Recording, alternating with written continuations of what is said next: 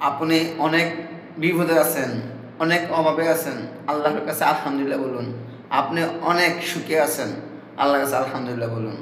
আপনি যখন অভাবে থাকবেন, বেশি বেশি আল্লাহর কাছে আলহামদুলিল্লাহ বলবেন।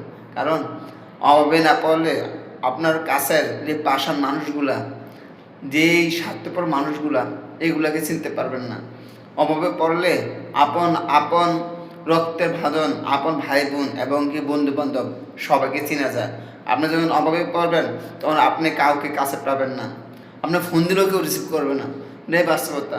আপনি যখন সুখে থাকবেন, যখন কোনো অভাব থাকবে না, অনেক টাকা টাকা সব কিছুই মানুষ দেখবে, আপনার বন্ধুর অভাব হবে না, আপন মানুষের অভাব হবে না, তখন পর মানুষ আপন হবে। এই কারণে আপনাকে আল্লাহ অভাব দেয়, দিয়ে আপনার আপন মানুষগুলো পরীক্ষা করার জন্য আপনাকে এই সুযোগ করে দেয়। আল্লাহ সবসময় আলহামদুলিল্লাহ বলবেন। ভিডিওটা কেমন লাগলো কমেন্ট করবেন প্লিজ।